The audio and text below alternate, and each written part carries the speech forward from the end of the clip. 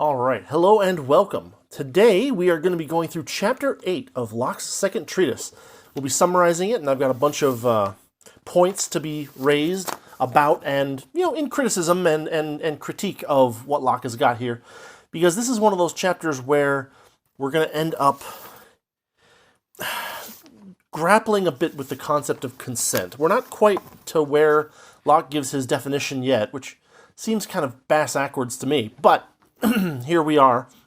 Chapter 8 is called Of the Beginning of Political Societies, and it's about how societies get started, and kind of what basic political society might look like. So, without further ado, let's go.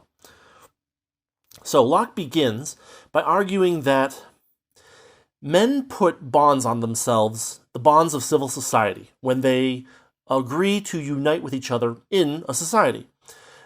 Men joining in this way does not injure the freedom of people who aren't part of this union, because their freedoms are left basically untouched by that. That is to say, their proper freedoms, right? Men might organize in this way to prevent people from aggressing against them, but to aggress against someone is not a properly understood freedom of people in the law of nature, or law of reason. In the body politic, Locke says that the majority has a right to act and conclude on behalf of the rest, or of everybody in the society. The community, as a body, gains the right, or the power, to act per the majority, except when laws positively and specifically specify something other than a bare majority. Now, of course, we need to kind of break this down a little bit. Locke says majority, but it's important to note that we could have a range of possibilities here. It doesn't need to be a simple majority situation. It could be anywhere between majority and unanimity, right? It's kind of a spectrum. The question is, where does the society want to put the limit of where the collective can dictate to the individual? It's one of those things where we also kind of, I think, have to assume that Locke is presuming that the government limits itself to its proper role in society, right? It's not overstepping its bounds, I think, is what Locke is going for. But at the same time, he doesn't say that specifically. And again, the fact that the laws of reason are kind of, vague and unwritten means that, it's hard to tell whether a society is precisely following the laws of nature or laws of reason, and isn't overstepping its bounds a little bit, versus, there could be extreme cases where you can say, well, this is obviously the government putting, its foot on someone's neck and stealing from them, or turning them into a slave or whatever. You could definitely say, well, this is clearly anti-law of nature, this is clearly an overreach as far as what a legitimate government could do, but there are, of course, gray areas that we have to grapple with. And Locke is not really grappling with them very effectively right here. He's just kind of waving them away. It's also worth noting that he says, a majority can make decisions for the minority, but the way that he phrases it is, I think, incorrectly putting away or setting aside the possibility of, say, a representative government, right? No one decides, no decisions are made even in early United States, right, by the majority of the people. They're made by representatives chosen by the people, and a majority of those representatives get to make those choices. It's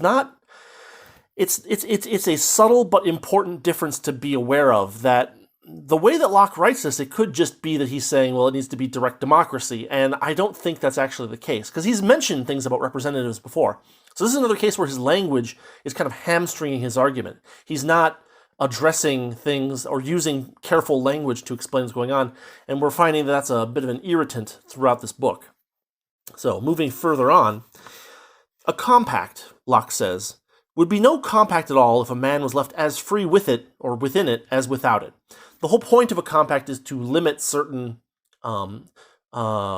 prerogatives that a person has in the state of nature, such as sussing out and punishing offenders, right? The whole point of society, the most basic point of society from a Lockean perspective, is that it creates a situation where no man is his own judge, right? Therefore, that bare minimum, the ability to say, you are guilty, I will punish you, is a right that must be given away in a Lockean society. Again, from a voluntarist perspective, we can think about alternatives such as private arbitration and things like that. And we can note that it seems entirely possible to set up systems that don't, that are still voluntary and yet still delegate these powers to an impartial or hopefully impartial body. By definition, he must submit in some cases. This is one of the things that kind of gets me about some anarchist argumentation, is that they seem to make they seem to ignore the possibility of not necessarily even alienating, but delegating certain rights or powers that you might have, right? I see a lot of, well, I didn't consent to this particular decision. Well, if you've joined into a system, and of course this is not true in modern society because none of us have signed anything, approaching a real contract that gives these powers away to somebody. But if you sign away the ability to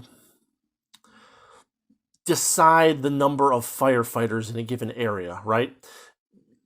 That is an alienable right. That is a right that you can delegate to a different body to say how many firefighters should this city pay for, right? I see a lot of arguments that seem to suggest that if you have signed into this kind of society, well, you need unanimous consent for every little thing that the society does. And that's not what Locke is going for, and that's not, I think, a realistic expectation either. Because again, we kind of just end up in a case where someone says, "Well, I saw you steal my candy bar," and you say, "Well, no, I didn't steal your candy bar." And then there's a court, and the court says, based on the evidence, and the fact that you have agreed to abide by the rulings of this court, this arbitration system, previously, we have decided that yes, indeed, you did steal the candy bar and that you owe restitution to this other guy. And you just say, no, I don't agree with that, right? That is not a society. That is, an attempt to kind of pretend society, basically, at least from a Lockean perspective. It's one of those things where you kind of agree beforehand to abide by certain rulings, and if you disagree afterwards, maybe there's some kind of an appeals process, right?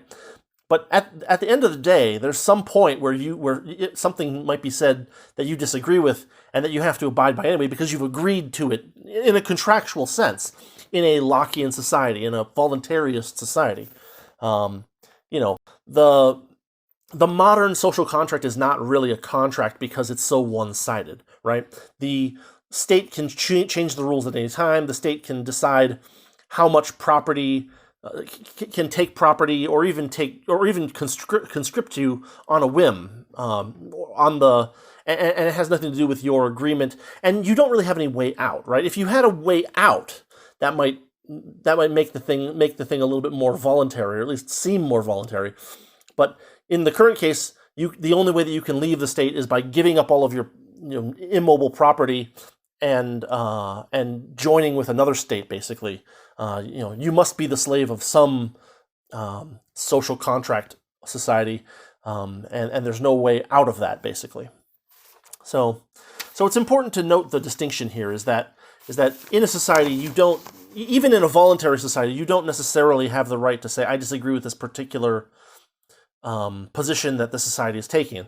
If you have contractually delegated certain rights, or even certain like for instance, you can delegate away the right to punish people as trespassers who enter onto your property with a duly issued warrant by an arbitration by a previously agreed upon arbitration system, right? Otherwise, there'd be no way to actually pursue actual criminals, and people would be willing to give up certain freedoms in order to make sure that criminals, or at least help to ensure that criminals get caught, punished, restitution is returned to the person who was aggressed against. So we need to watch out for being too, particular or pretending that all rights are inalienable, because some rights are indeed alienable, and you might want to alienate them from yourselves. And in fact, Locke argues that you should alienate the ability to make judgments on cases involving yourself from yourself, because otherwise there's no way for anyone to believe that there's any kind of fairness in the situation. So Locke continues. He says that unanimous consent is unachievable. I say that's probably a little bit of an exaggeration. Societies would be smaller if unanimous consent was required. He makes kind of a little dithering point about how people might be sick, and so there can't be like a universal yes vote at a meeting, for instance. I would argue that a person who declines to, that a system could be designed in such a way that if a person declines to enter into a public meeting or something like that and give his vote, that he might say, well, I will abide by the decision of the body as a whole. It's not. It's a question of unanimity versus no objections, right? There's a slight difference there, at least that we can think about.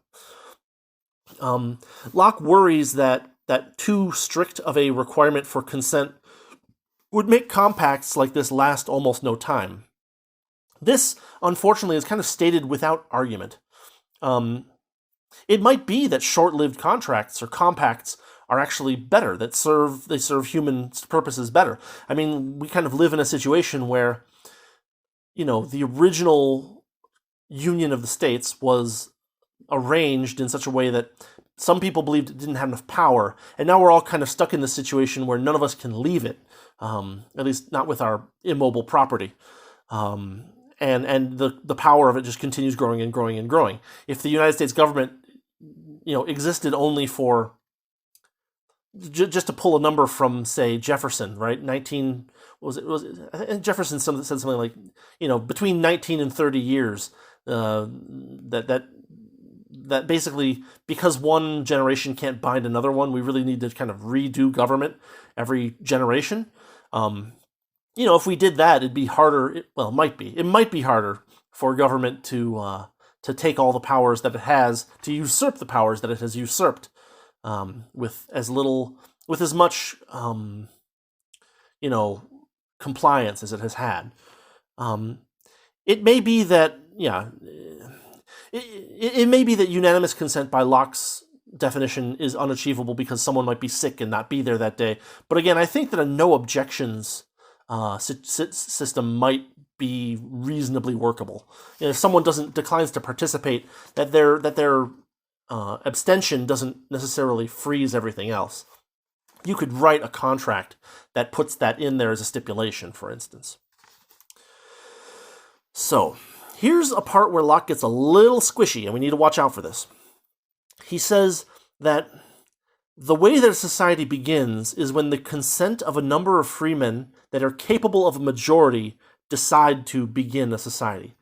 Now, this is something pretty scary because, number one, it assumes that these territorial lines are kind of set in stone.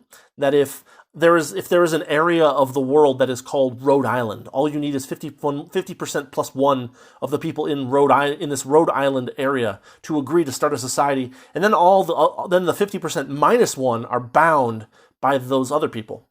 This is something that a voluntarist perspective would not permit.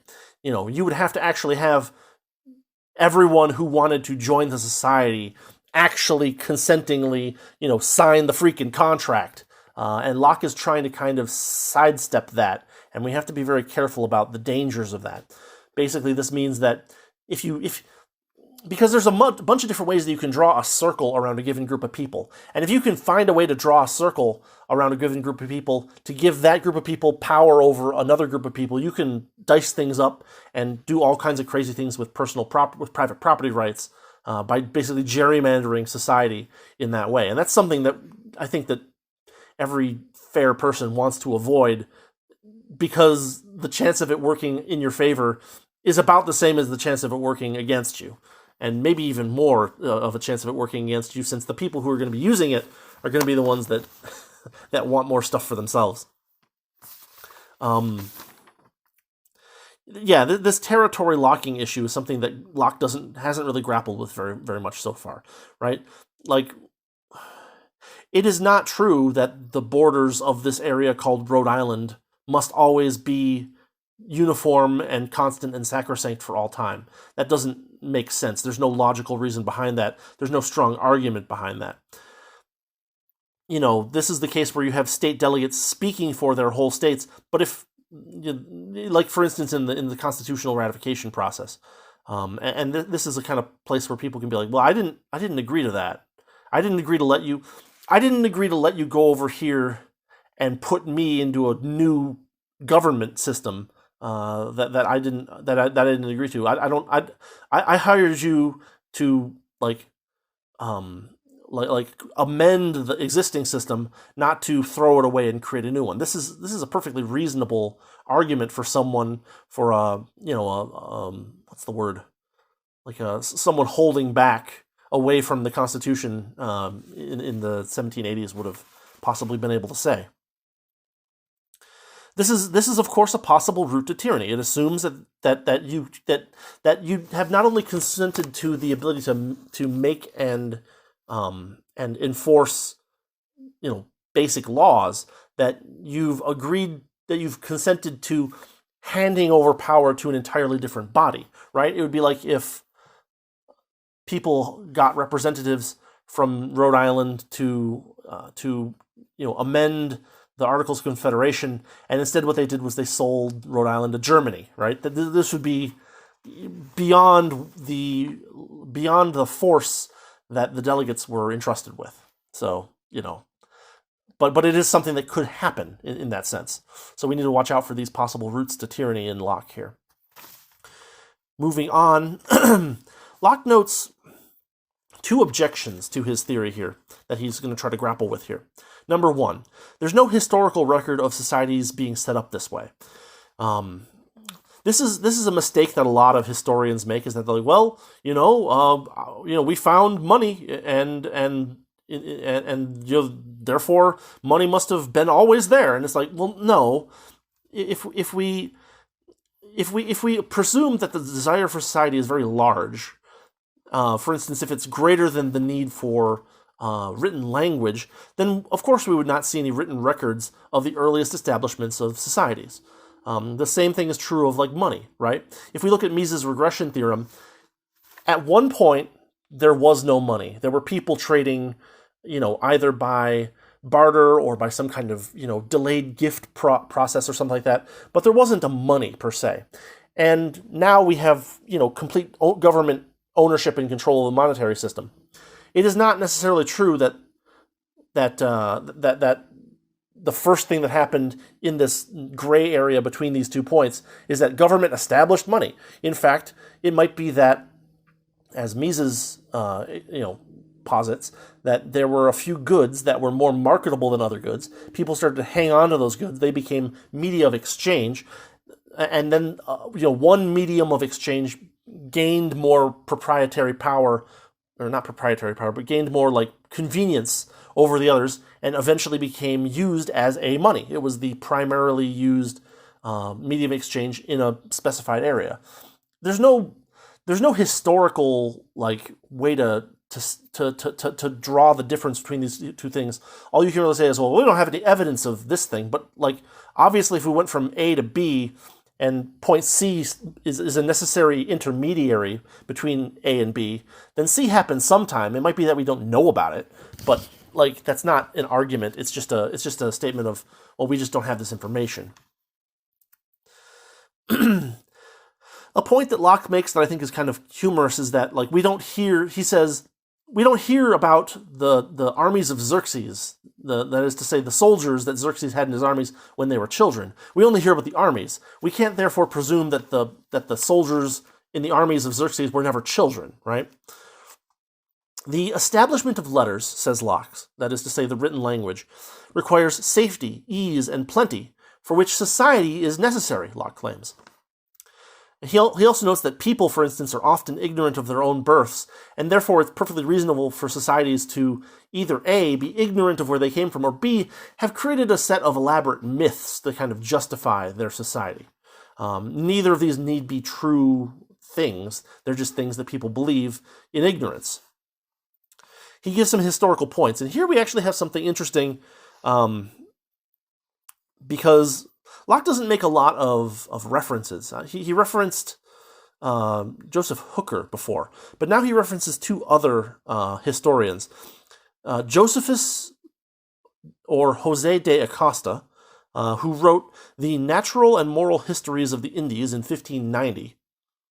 And he refers to a guy named Justin, where I actually had to use, I couldn't figure out, because you can't just write Justin historian into a search and get something useful. So I actually found out that you could use ChatGPT to kind of suss out the references for you. I was like, I need the name and book name of a historian who was, previous to the 1700s, who wrote about the Spartans and something else. And it's like, oh, you're talking about Marcus Junianius Justinus, who paraphrased Pompeius Trogus's Historiae Philippic, which we don't have a copy of the actual Historiae Philippic, but we do have Justinus's paraphrase of it, or his epitome is what he says.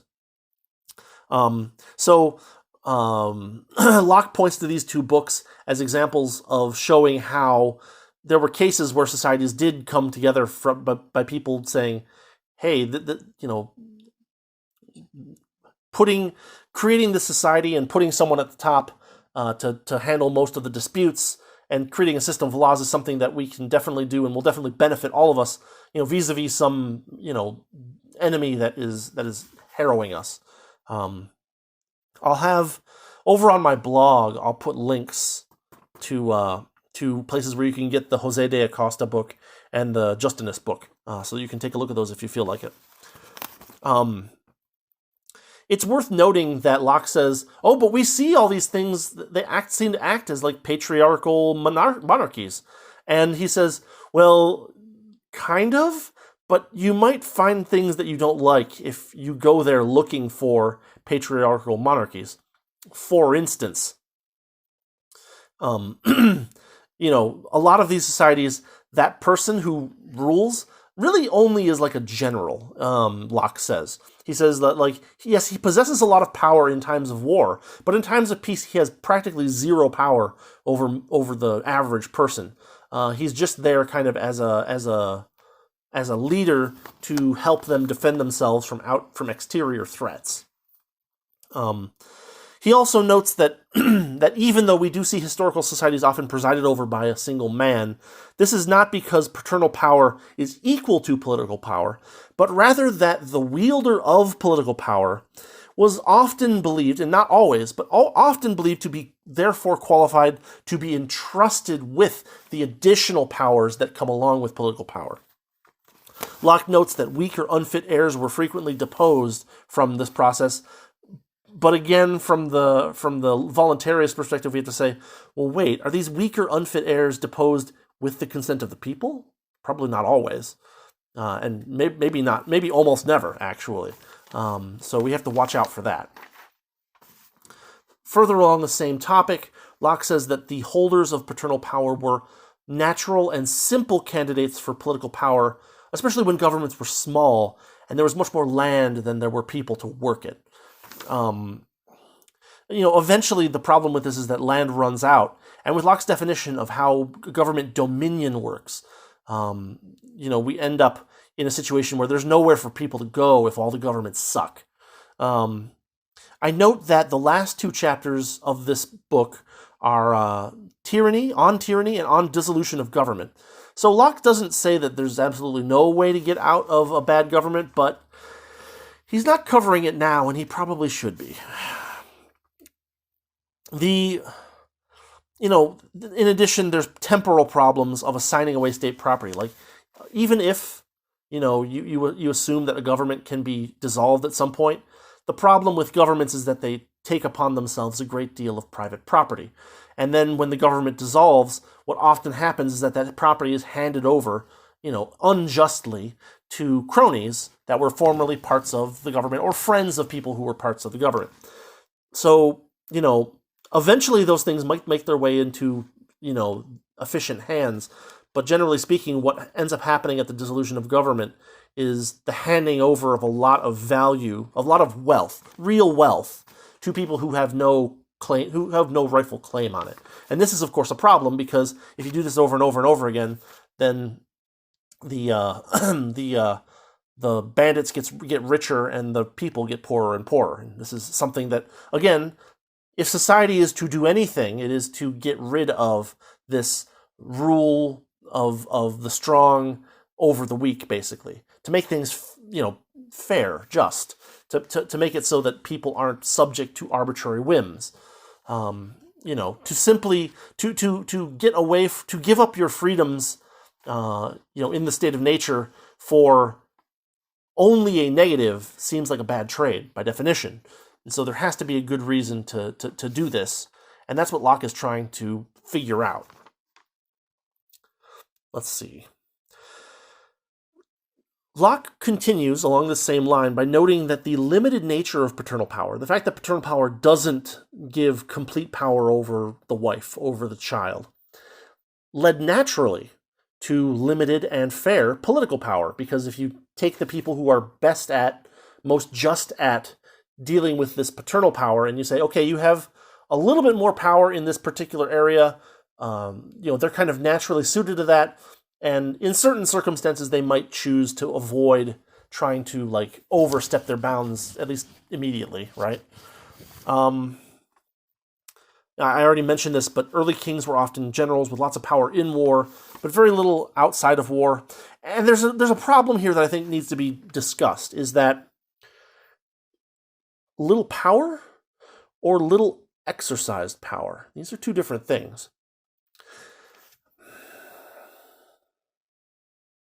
Generally speaking, right, we have really awful cultural artifacts like, what was it called, where the king gets the first night with every new wife kind of thing? The king in general did not exercise that right with everybody. He didn't have the time and he didn't have the energy. But the fact that he had that power at all, right, is the problem. The fact that he could, from an arbitrary, perspective, say, oh, I'm going to exercise this power right now, but not with you, and not with you, but with you. This is not the same thing as having limited power. This is having unlimited power, but being physically unable. You just don't have the free time to exercise all that power. And this is one of those things that turns a voluntary government into an involuntary government. When the government decides, I'm going to start taking more and more power and do things that I was never, hired to do. We need to watch out for this.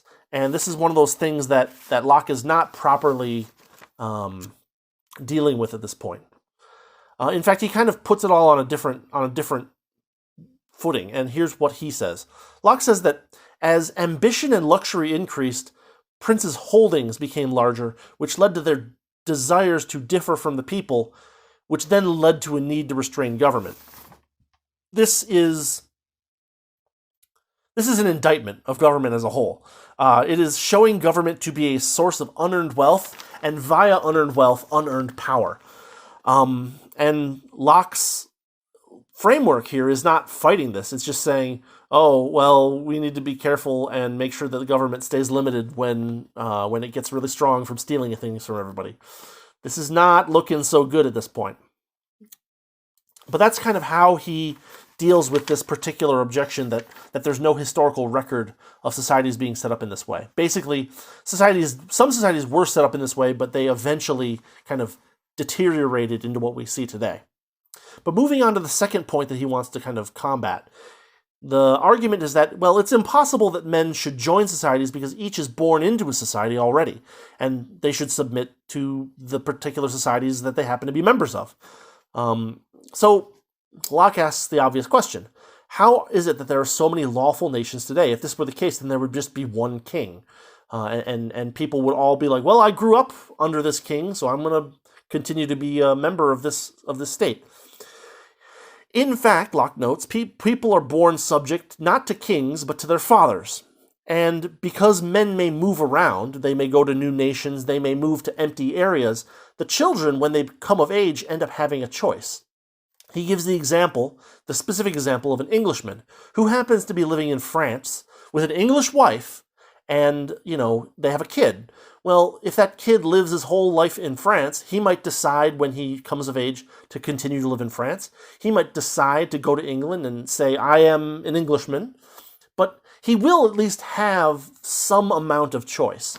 Now, from a voluntarist perspective, we can argue that it's definitely not enough choice. And the fact that you can choose to pledge fealty to the King of England or the King of France is not much of a choice at all. But it's better than what Locke's detractors are saying, right? They're saying, well, if you're born in France, you're a Frenchman. And if you're born in England, you're an Englishman. And he's like, no, there's an intermediary here. And that intermediary is the father. And the father can move around while the child is still, a minor. And that kind of movement gives the child a choice, ideally. We have, strange policies like birthright citizenship these days, where now you actually are assumed to be owned by the state as soon as you're born. Yippee-ki-yay. But in Locke's time, this was not the case. Locke notes that men may withdraw from a society and form a new one elsewhere. And again, this is so long as free land is available, which we can criticize. The ability to secede with land would solve this problem, right? Because we know already that the boundaries of a government are not sacrosanct. We know that they don't need to be continuous or contiguous. We know that defense from external threats and defense from, domestic threats doesn't need to be horizontally integrated in one big, corporation to deal with this problem. And so we really should be starting to think about the lines of like, well, do I own the land that I bought or do I not, right? Locke has this word that he uses, dominion. He says that once a man joins a society, his land becomes part of the dominion of the society he joins. Basically, that government gains certain limited powers of ability to encroach upon that land. And this is the clincher, that man can't take that land out of that society thereafter. I think Locke is wrong there. I think that that land can definitely be taken away from a state. It's just a question of whether the state will allow that to happen. I argue that if the state does not allow that to happen, then the people who are within that state, who believe that the deal that the state is giving them, that one-sided contract is not, to their favor, that they are kind of victims of kidnapping in a sense. They're being forced against their will to be part of a society that they find abhorrent, and that's wrong. And we can't really be surprised when people in that situation lash out. So, continuing with Locke's arguments here, he says that men may withdraw from society and form a new one elsewhere. Locke also says that a compact that a man enters cannot bind his children. Now, this is another weird thing, right? Because Locke has already said that, well, if the child wants to inherit any of the lands that the father owns, then obviously he's going to have to pledge fealty to that society, to that state. And again, this is one of those things where, it doesn't have to be that way. We already know, we already have all the building blocks. It's just that most people have a tendency to not, accept them, to put them together in that way. Locke says that in order to enjoy heritable property, you must join the society that has dominion over that heritable property. Again, I say this is assuming way too much. So, moving on, the last part of this chapter is basically Locke asking the question, what, if anything, because he says, if you join a society, if you actually sign on, physically, and you say, I agree to X, right? You have explicitly consented to being a part of this society. He then asks the question at the end of this chapter, what, if anything, counts as tacit consent? Now, tacit consent as a concept is extremely dangerous, because we can see what people like Rousseau did with it. Your tacit consent, by simply being in this area, is that we can do whatever we want to you, whenever we want, and you have no... And the only recourse you have is to ask us to please give mercy. The proper voluntary standard is that there is no such thing as tacit consent, right? We can kind of look at that edge and see if there's any gray area there, but there really shouldn't be much of one. There is no tacit consent. There are only contracts, and the contracts must follow the usual rules of contracts. They must not be, amendable by only one side of the contract. They must not bind additional people who happen to be born by one side of the contract. They cannot, have vague language that enables party A of the contract to take everything from party B and provide nothing in return. Rousseau's social contracts do these things. They, are an extremely dangerous and tyranny-promoting framework that I don't think Locke what Locke had in mind. Locke is saying that the purpose of government is to protect property and to kind of prevent people from being their own judges, and also to kind of ensure that the laws of nature, the laws of reason, are the laws that are enforced, and that they're enforced fairly and uniformly. The Rousseauian kind of social contract guarantees none of these things, and so we need to understand that that Locke is kind of innately arguing for a small role of government, but he's not doing a very good job of reminding us of that. So we need to watch out for that. So here are two things that Locke thinks count as tacit consent. Number one, land ownership. Again, he uses this word dominion. If this society has dominion over this part of land, if you want to own any part of this land, whatever ownership means, when you have a fuzzy dominion power from some other body over it, you must join that society in order to own that land. This is, of course, not really true even today either, right? We have foreign nationals who buy land in the U.S. all the time. That doesn't make them, as they live overseas in a different country, suddenly subject to U.S. laws. It's possible that the U.S. government might decide to confiscate their property, but in general, you don't have, like the FBI going over to China to bug some guy who happens to own an apartment building in Vancouver. I guess Vancouver wouldn't be the FBI. Seattle. There we go. There is an argument that joining a society cedes certain jurisdictions of lands, right? We could say, well, you need to open up to a person with a properly issued warrant. We can say that you can't encircle someone, right? There are all kinds of things that a society would say, yes, you own the land, but you need to agree to these certain things that are enumerated, right? These enumerated powers of government rather than the unenumerated random ideas of some random bureaucrat. And there can be value to giving up those abilities, right? The fact that you cannot encircle someone means that no one can encircle you. The fact that you give up the right to bar people with warrants from your property means that other people who might want to shelter someone who stole from you cannot do the same, assuming that the laws are uniformly enforced. So there's an argument for giving up certain limited rights of land ownership, but that doesn't mean that you give them up permanently, and it doesn't mean that you give up the ownership itself.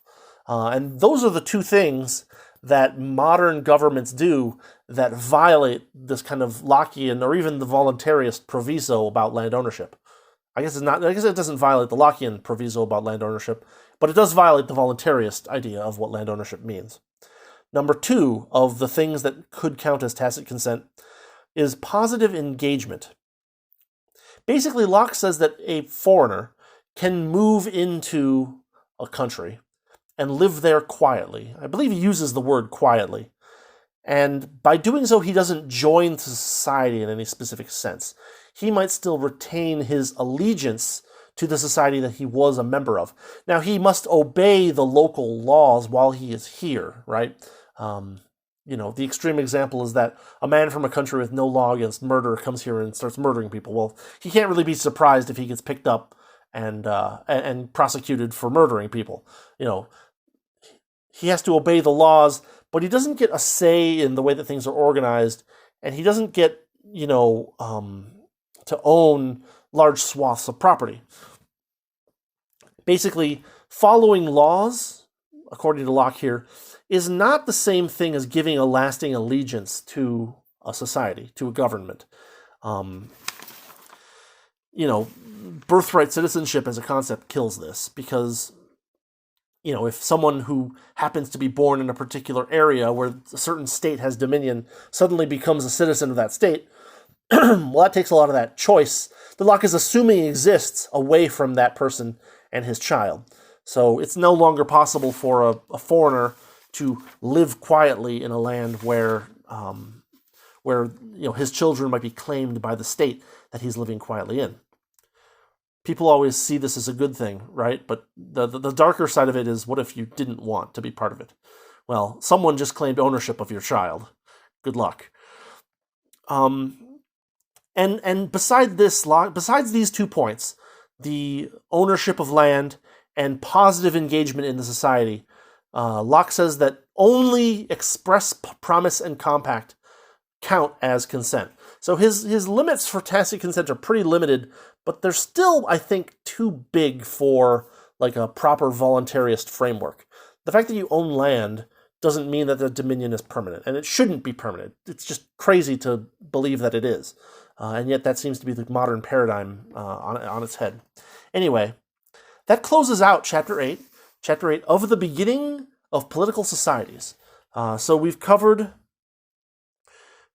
why people might want to join societies, what joining a society means for them, the limits of consent, and the unachievability of unanimous consent in Locke's framework. We've talked about 2 objections to Locke's framework for how societies come to be. We've seen that Locke has some pretty good arguments against them in some cases. We've seen that it is not true that men necessarily are born to a society and only one society. That at least some people end up with choices because of people moving around while they're minors. And we see that Locke has a fairly narrow definition of tacit consent, but we still see that it's a little bit, perhaps, I think, overblown. With that, we'll close up for today. Next week, we've got Chapter 9, Of the Ends of Political Society and Government. And, that's actually a fairly short one, so we might do a couple of chapters. Chapter 10 would be Of the Forms of a Commonwealth. Maybe we'll lump those 2 together. We'll see, once I get the notes on them done and all of my critiques ironed out.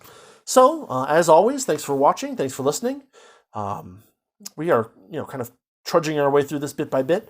It's worth noting that the total number of chapters in the second treatise is